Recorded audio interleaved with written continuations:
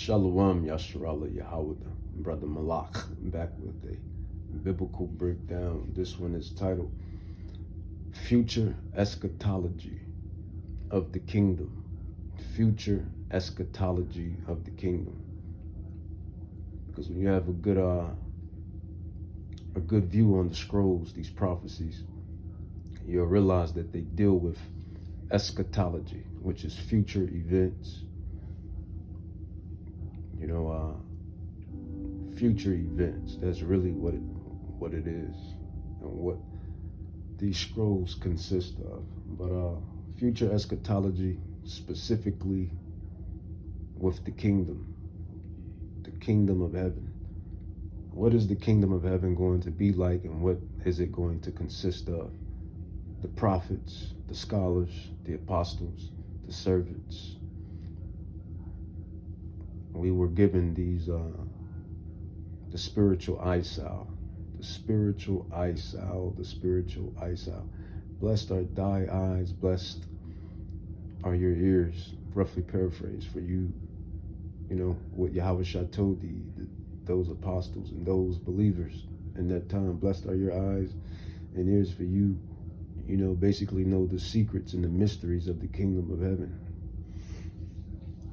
It's truly a blessing beyond blessings. But let's just get to it. Daniel chapter 2, verse 44. It says, in the days of these kings, Salak, and in the days of these kings shall the God of heaven set up a kingdom which shall never be destroyed. A kingdom that shall never be destroyed. So that's a forever kingdom. That's an eternal kingdom. Prophet Daniel chapter 2, verse 44. It says, and in the days of these kings shall the God of heaven set up a kingdom which shall never be destroyed, and the kingdom shall not be left to other people. Who are the other people? Well, the other people are the nations, the Gentile, the heathen nations. The kingdom will not be left to the heathen nations or the Gentile nations. Right now, the heathen nations, the Gentile nations rule this particular kingdom because, Yahweh has given it unto them. How do we know this? Precept upon precept, man. Prophet, precept, prophet. Prophet, precept, prophet. You heard that from me, Brother Malak. But, if any other brothers start using it, saying it, just know where you heard it from. Prophet, precept, prophet, prophet, precepts, prophet. But we're in the time of the heathen, until the time of the heathens be fulfilled, until the time of the Gentiles be fulfilled. Jerusalem, Zion, sweet Jerusalem should be trodden down. Jerusalem, Israel, Zion should be trodden down by the heathen, by the Gentiles. And that's who you got on the seat as of recent. Yahweh has given them the little time and a little power seat.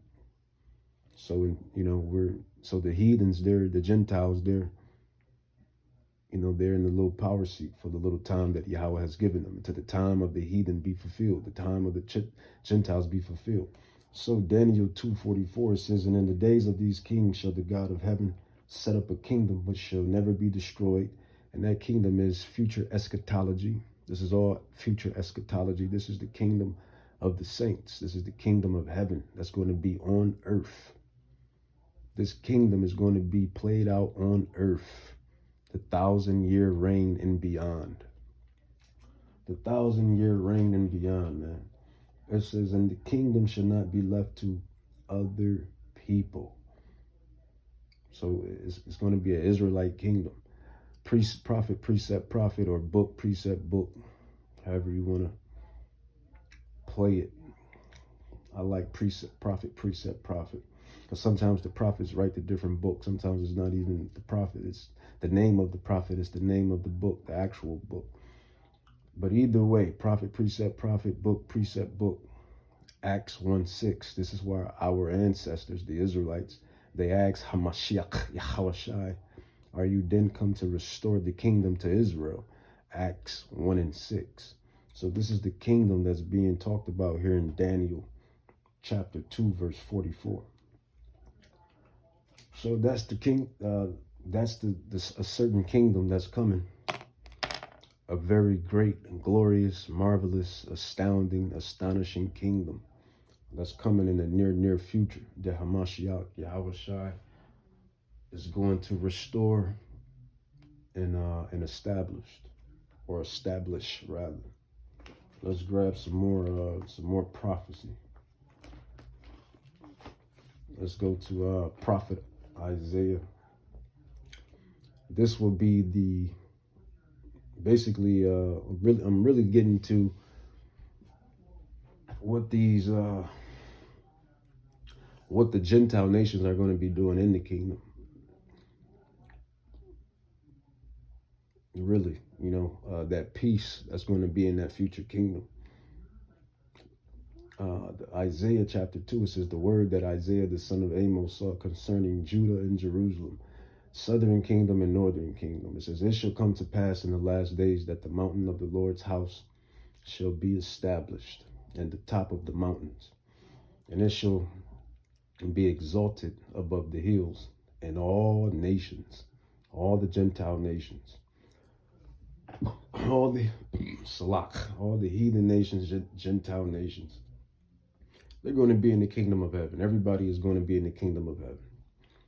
It says, and all the heathen shall flow into it, all the nations shall flow into it, and many people shall go and say, come ye, and let us go up to the mountain of Yahweh, the house of Yahweh of Israel, of Jacob, the house of the God of Jacob, and he will teach us of his ways. So that's what we're going to be doing in the kingdom.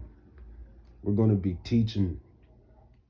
We're going to be teaching these heathen nations, these Gentile nations, the laws, the statutes, and the commandments in the kingdom. That's our duty in the kingdom.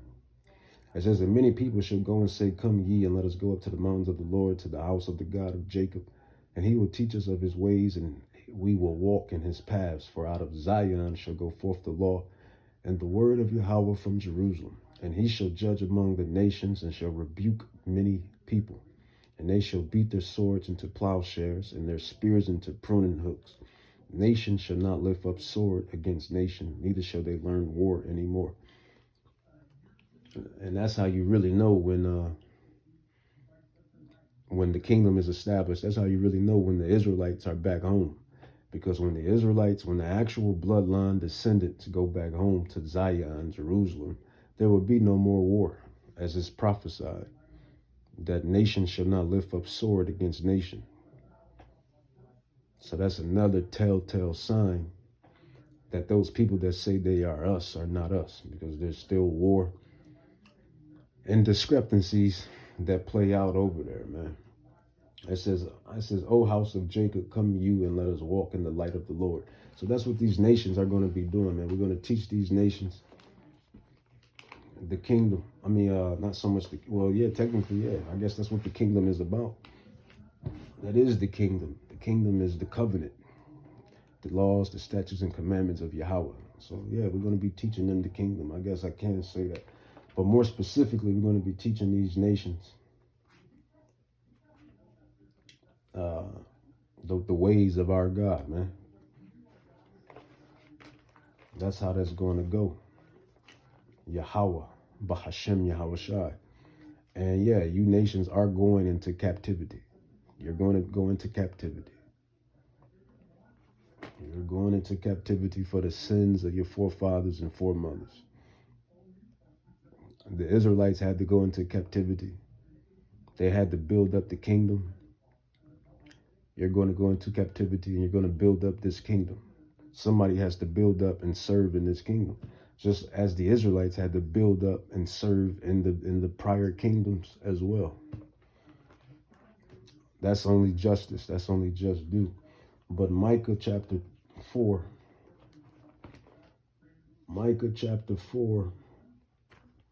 it says, but in the last days it shall come to pass that the mountain of the house of the Lord shall be established in the top of the mountains, and it shall be exalted above the hills, and people shall flow into it. Who is these people? These is the people of many nations. And many nations shall come, Micah chapter 4, verse 2, and many nations shall come and say, come, and let us go up to the mountain of the Lord and the house of the God of Jacob, and he will teach us his ways, and we will walk in his paths. For the law, the statutes, the commandments, the doctrine of life, the law shall go forth out of Zion, and the word of Yahweh from Yahweh from Jerusalem. And he shall judge among many people, all of the heathen nations, and rebuke strong nations afar off. And they shall beat their swords into plowshares and their spears into pruning hooks. Nation shall not lift up sword against nation, neither shall they learn war any more, but they shall sit, every man under his vine and under his fig tree, and none shall make them afraid, for the mouth of Yahweh of hosts has spoken it.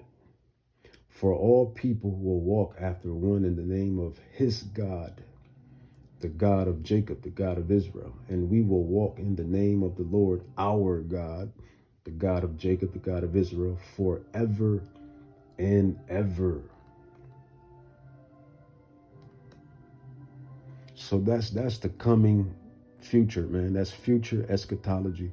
That's what's coming according to the prophecies. Just to bring it back home, Daniel chapter 2, verse 44. And in the days of these kings shall the God of heaven set up a kingdom which shall never be destroyed, and the kingdom shall not be left to the heathens, the other people, but it shall break in pieces and consume all these kingdoms, and it shall stand forever. So within that breaking into pieces and consuming, that's where, in the meantime, between time, that's where the other prophecies are going to take place. These prophecy specifically is captivity for the Gentile nations, servitude for the heathen nations, because you're going to have to build up the kingdom. This is nothing but the truth. So help me Yahweh. This is the truth of truths. Nothing but the truth. Daniel, let's go to another prophet Daniel. They made the Israelites build up America, slave and build up America. They took the land from the Israelites, the northern kingdom, and even made them build America. And the other nations that the Israelites were under as well. The Ishmaelites, the Arabs, sub-Saharan slave trade, the Moabites, the Silk Road slave trade, the Moabite nations. Israel, man, was under all of these nations, building up these nations, building up their kingdoms. So it's only right that Yahweh establish justice, so where these nations are going to build up our kingdom, and they're going to establish a forever kingdom according to prophecy.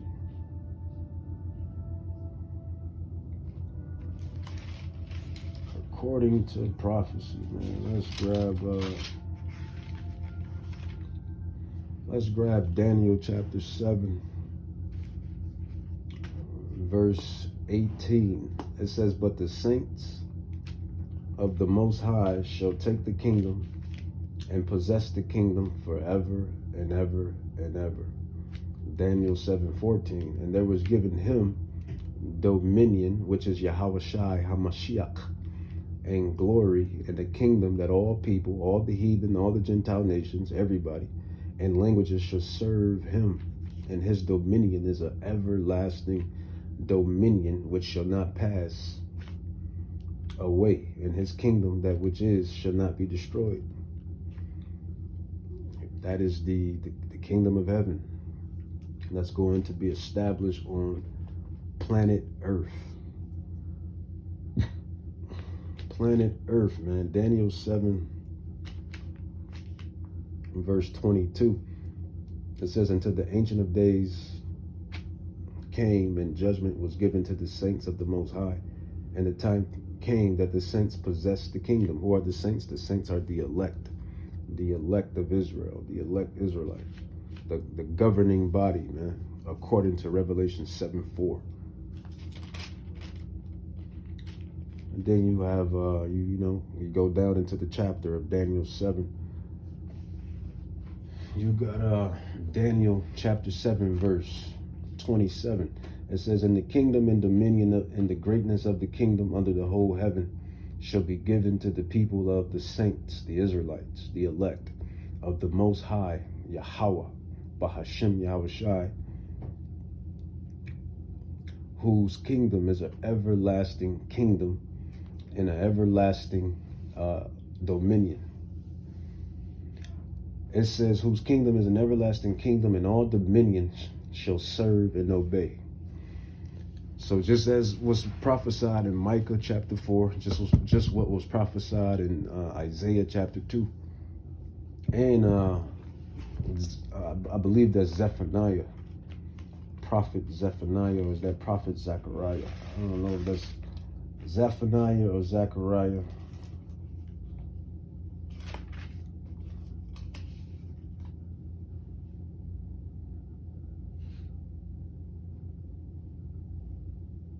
Yeah, that's I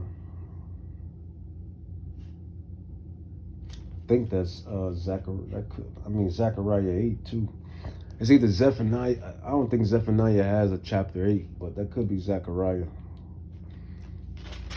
But that's what's coming, man. That's the future eschatology of the kingdom that Yahawahsha Hamashiach is coming to establish. That's what's coming down the pipe. That's prophecy.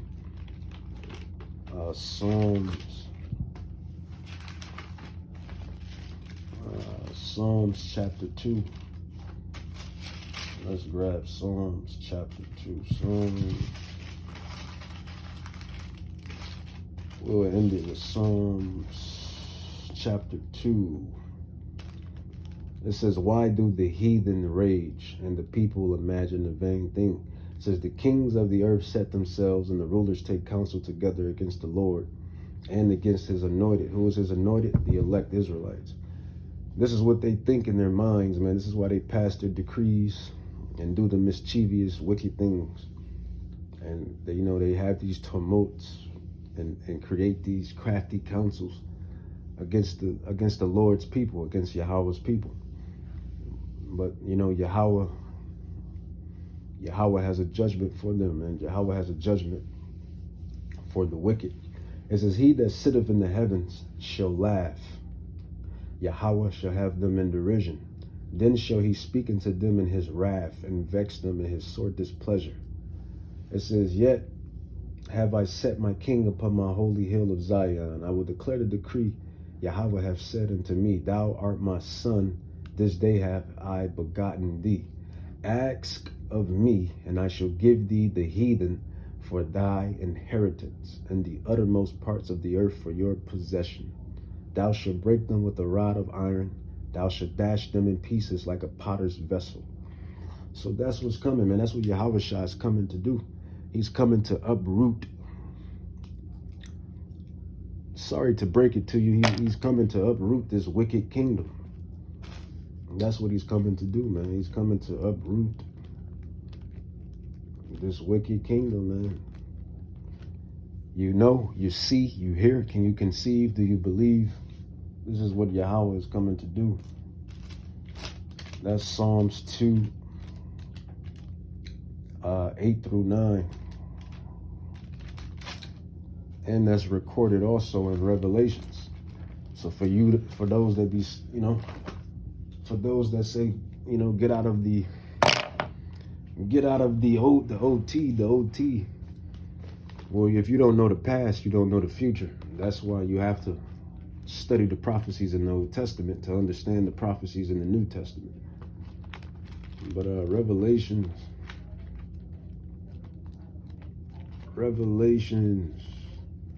that was Psalms 2. We're going to precept.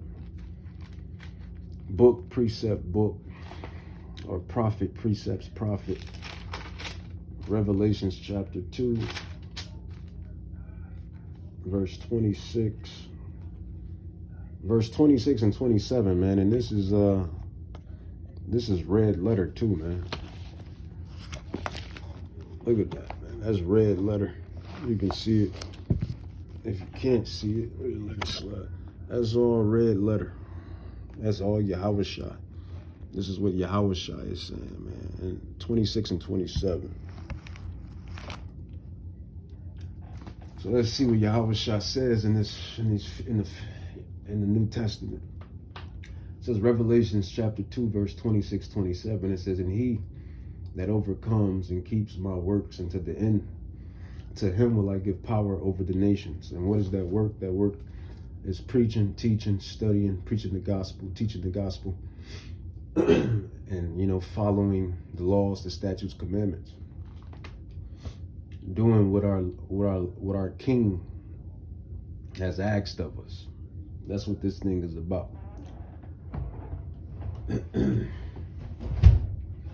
That's what this thing is about.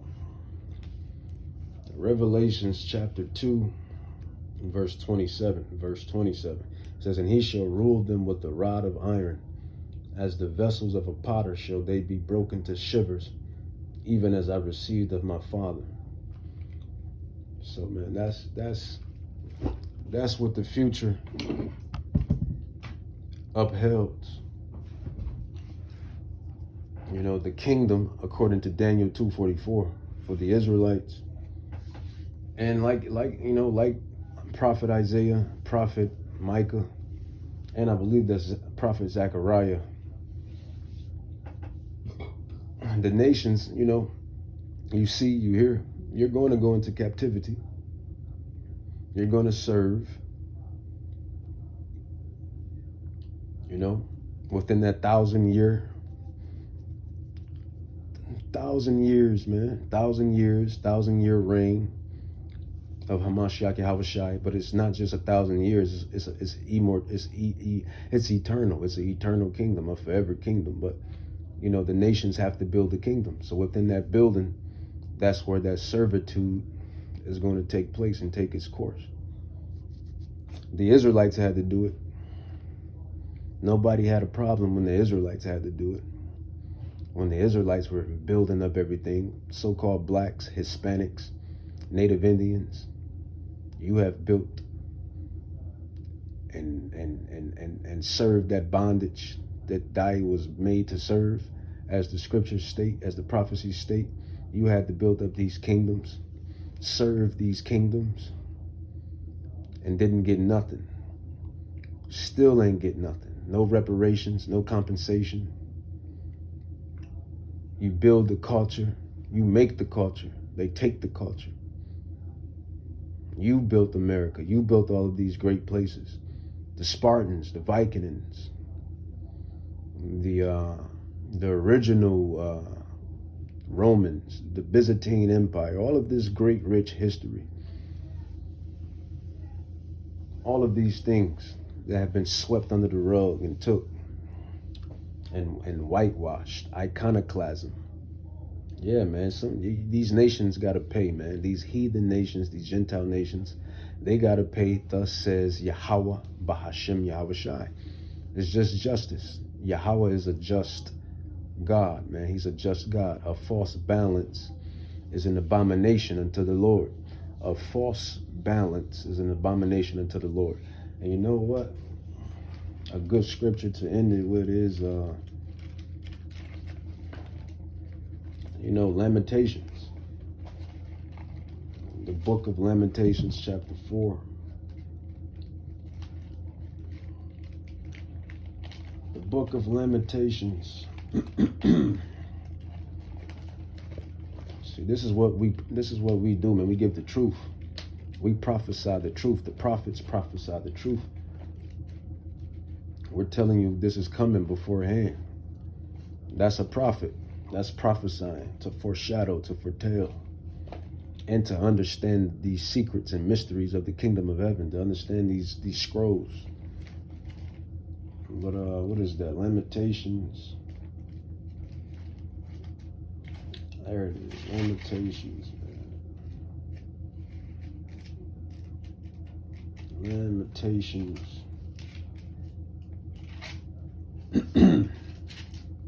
I'll end it with Lamentations. Lamentations chapter 4, verse 21 through 22. It says, rejoice, rejoice. Rejoice means be happy. Rejoice and be glad, O daughter of Edom, that dwellest in the land of Uz. The cup also shall pass through unto thee. It says, thou shalt be drunken and shalt make thyself naked. It says, the punishment of thy iniquity is accomplished, O daughter of Zion. He will no more carry thee away into captivity. And that's what you've seen. That's what you saw. You've seen the Israelites go through captivity, through exile to exile, building up these nations, building up these kingdoms, being at the bottom, building these kingdoms up. It says, O daughter of Edom, he will discover your sins.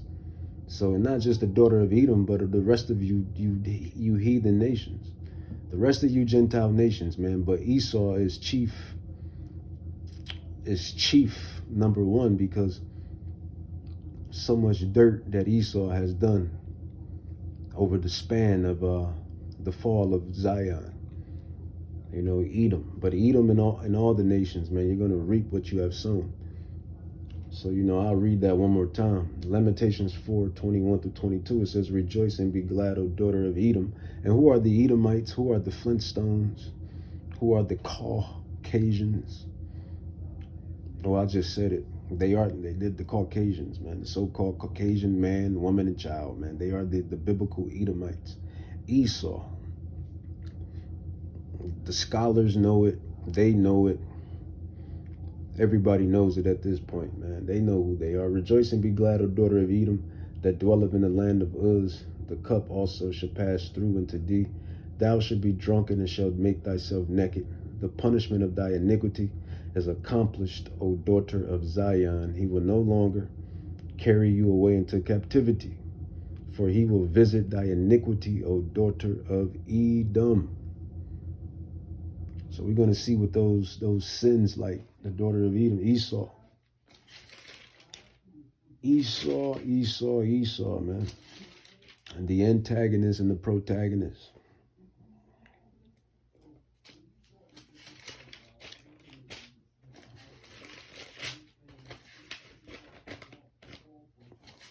And this is all future eschatology. Future eschatology. This is what's coming, that kingdom of Yahawahsha HaMashiach. You know, Isaiah 63, 1 through 6. But, you know, with that, I'm going to say, call Halam La Yahawah, Bahashim Yahawahsha, and Bahashim Rakat, Kadash, Barakata Yahawah, Barakata Yahawahsha. The kingdom.